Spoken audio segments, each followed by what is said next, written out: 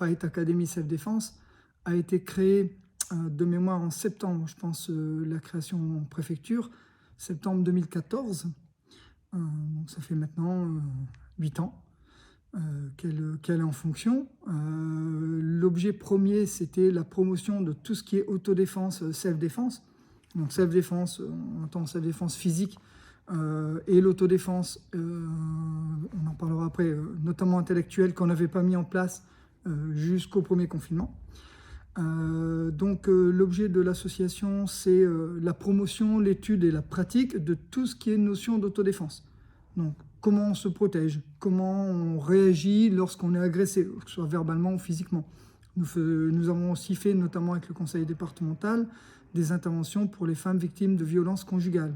On fait ça pendant 1 an et demi, avec des ateliers qu'on avait appelés AID, AID qui veut dire Atelier Initiation Défense, où nous avions des ateliers avec des femmes victimes de violences conjugales et on leur apprenait, à défaut de pouvoir se défendre, comment se protéger pour minimiser l'impact des coups. Voilà. Donc notre association ne fait pas que de la self-défense, dans le sens on va sur un tatami, on pratique, même si c'était l'objet premier jusqu'au confinement en tout cas.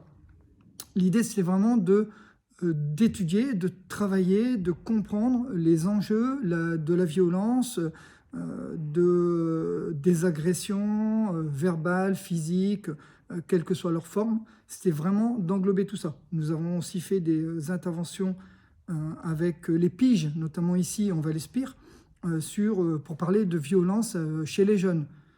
C'était très intéressant, nous avons fait ça au complexe Canigou Sud. On fait cette pratique, on fait ces études. Nous avons des cours à Amélie-les-Bains.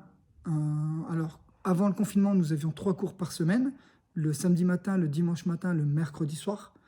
Nous avons arrêté suite au problème du bâtiment, l'arrêté de péril sur le bâtiment, les confinements, enfin tout ça est venu stopper un peu la pratique sportive, on va dire en tout cas.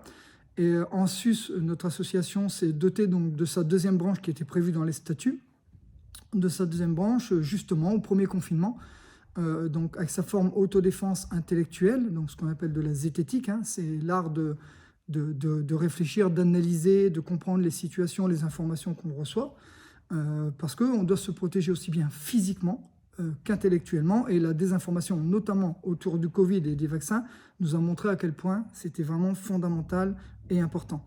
Donc cette branche a été développée au moment du premier confinement.